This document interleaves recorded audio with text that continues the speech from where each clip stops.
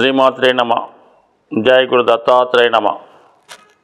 ఈ వీడియోలో మనం తులారాశి వారికి యోగించే దశలు అంటే ఏ గ్రహ యొక్క దశలో తులా లగ్నం వారికి జీవితంలో అభివృద్ధి వస్తుంది అన్న విషయాన్ని మనం పరిశీలిద్దాం. తులా లగ్నం అంటేనే శుక్రుడు. జనరల్గా వీటి జీవితంలో శుక్ర మహాదశ వచ్చినప్పుడు వారి జీవితంలో అత్యంత అదృష్టాన్ని పొందడం జరుగుతూ ఉంటుంది. అంటే శుక్రుడు ఈ రాశి వారికి రాశ్యాధిపతి, అలాగే మూల త్రికోణాధిపతి కూడా అవడం వల్ల అత్యంత శుభుడవుతూ ఉంటాడు శుక్రుడు ఈ లగ్నం వారికి.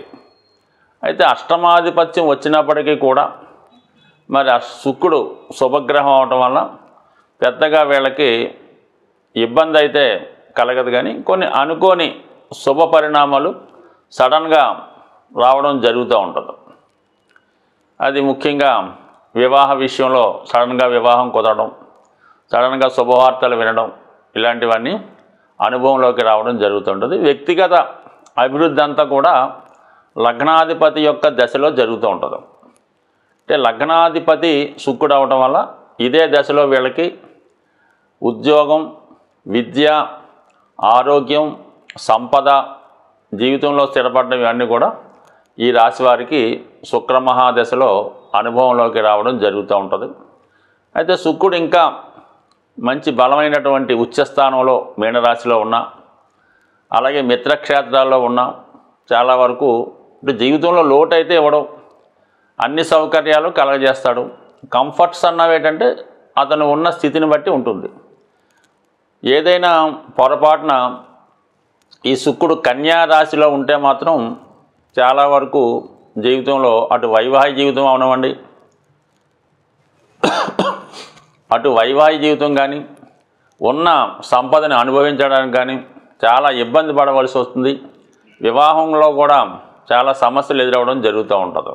అలాగే కొద్దిగా ఆస్తి నష్టం, స్త్రీల వల్ల ఇబ్బందులు, అలాగే దగ్గర బంధువుల నష్టం ఇవన్నీ కూడా రావడం జరుగుతుంటుంది. అంటే జాతకుడికి ఒక దశ యోగించాలన్నా అవయోగం ఇవ్వాలన్నా కూడా ఆ గ్రహం యొక్క స్థితిని బట్టి కూడా ఆధారపడి ఉంటుంది.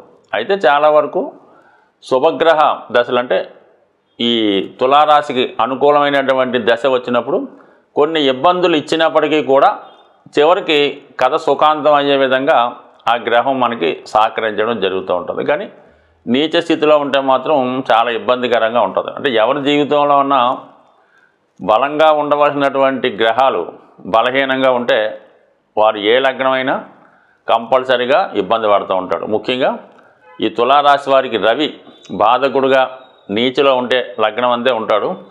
అది 10 డిగ్రీలు అటు ఇటుగా ఉన్నప్పుడు జీవితంలో ఎంత సంపద ఉన్నా, ఎన్ని యోగాలు ఉన్నా మొత్తం లైఫ్ జీరోకి రావడం జరుగుతూ ఉంటుంది.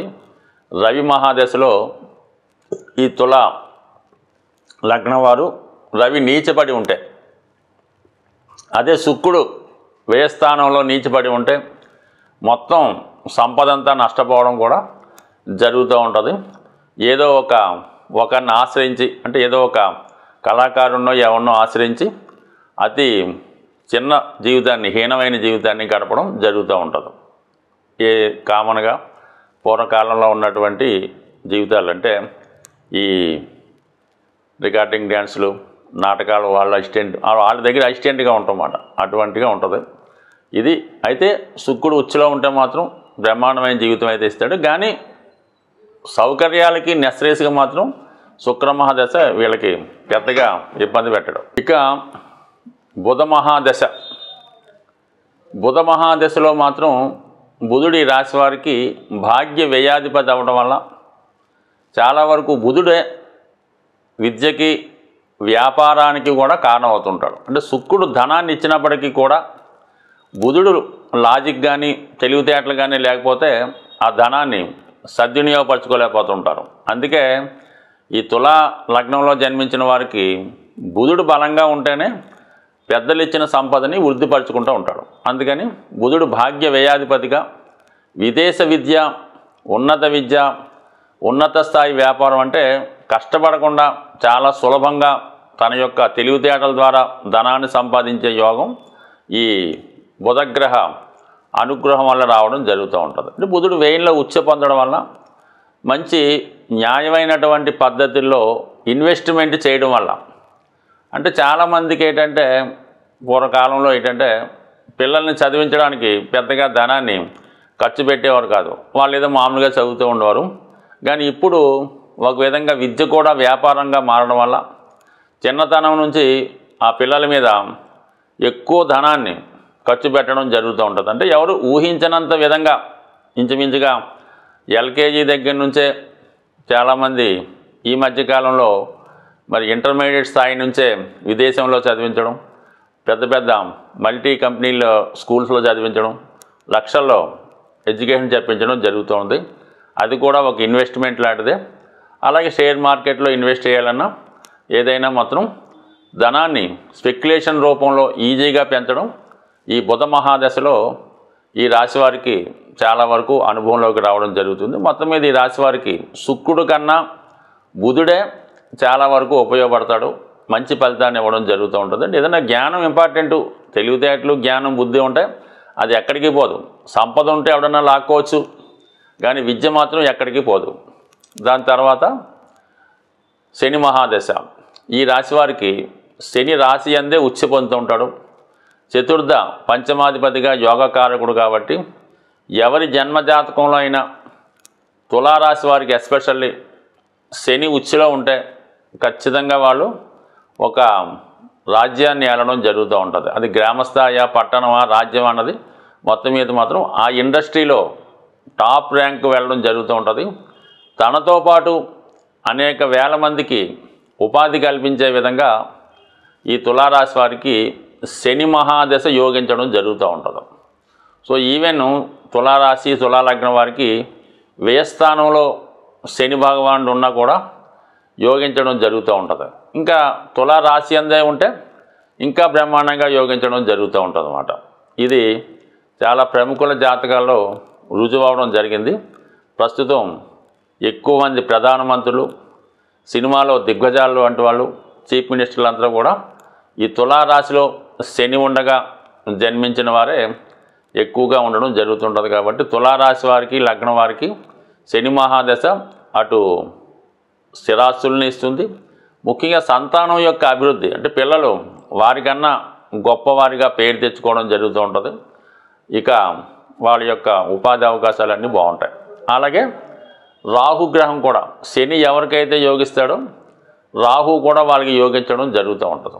సో అందువలన ఏంటంటే రాహు శని కలిసి ఉన్నవారు పెద్ద పెద్ద ఇండస్ట్రీలు స్థాపించడం, సినిమా ఇండస్ట్రీలో ఉన్నత స్థాయి నిర్మాతలుగానో యాక్టర్లుగానో రావడం, అలాగే ముఖ్యంగా సాఫ్ట్వేర్ దిగ్గజాలుగా పెద్ద పెద్ద సాఫ్ట్వేర్ కంపెనీలు స్థాపించిన వారు కానీ, అదే సంస్థలో మరి ఎక్కువ వేతనం పొందుతున్న వారికి ఈ శని రాహుల కలయిక కానీ, రాహు ఇండిపెండెంట్గా మరి తులారాశిలో ఉన్నా, అలాగే సింహరాశిలో ఉన్నా, మిథున రాశిలో ఉన్నా, వృషభ రాశిలో ఉన్నా అపూర్వమైనటువంటి సంపద ఇవ్వడం జరుగుతూ ఉంటుంది. సో ఏదేమైనా తులా లగ్నం వారికి శని మహాదశ నెంబర్ 1గా యోగిస్తుంది.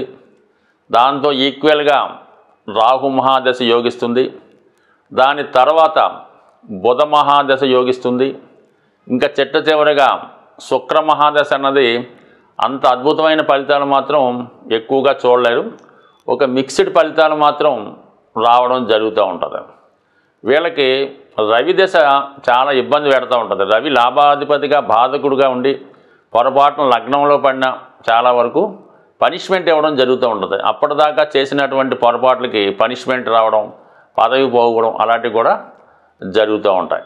సో దానికి ఇంకా మనకి చంద్ర మహాదశ, ఇది ఇంకా దశమాధిపతిగా చంద్రుడు శుభుడా పాపుడా అన్నది మరి ఈ యొక్క ఆ జాతకుడు పుట్టిన తిథి బట్టి చంద్రుడు శుభుడా పాపుడా నిర్ణయించడం జరుగుతుంది.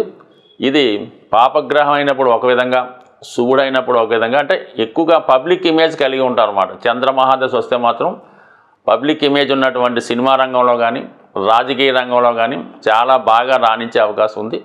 సో ఏదైనా చంద్ర మహాదశ మిక్స్డ్ ఫలితాలు ఇవ్వడం జరుగుతుంది. బాగా ఇబ్బంది పెట్టేది ఏంటంటే రవి దశ, అలాగే కుజ దశ. ఈ తులారాశి వారు ఎక్కువగా సూర్య భగవానుని పూజించుకోవాల్సి ఉంటుంది. ప్రతిరోజు మరి సూర్య నమస్కారం చేసుకోవడం వల్ల వీళ్ళు భగవద్గీతని ఆదర్శంగా తీసుకొని దాని విధంగా వీరు ఫాలో అవ్వడం వల్ల, అంటే దాన్ని చదవడం వల్ల కానీ, దాన్ని ఫాలో అవ్వడం వల్ల కానీ, దాన్ని గౌరవించడం వల్ల కానీ కంపల్సరీగా వీళ్ళు, అంటే తులారాశికే బ్యాలెన్స్ సింబల్ న్యాయదేవత, కళ్ళకి గంటలు కట్టుకున్నటువంటి న్యాయదేవత రావడం జరుగుతూ ఉంటుంది. మరి వీళ్ళకి అంటే ఇంచుమించు మహాత్మా గాంధీ గారు కూడా ఈ తులా లగ్నంలో జన్మించడం, ఆయన భగవద్గీతనే తీసుకొని ఆయన జీవితం నడుచుకోవడం జరిగింది. బట్ ఏదైనా దేశంలో ప్రముఖ వ్యక్తిగా జన్మించాలన్నా, జీవితంలో గొప్ప పేరు తెచ్చుకోవాలన్నా తులా లగ్నంలో జన్మిస్తే వారి యొక్క అదృష్టం ఏ స్థాయిలో ఉన్నా ఉన్నత స్థాయికి రావడం జరుగుతూ ఉంటుంది. స్వస్తి.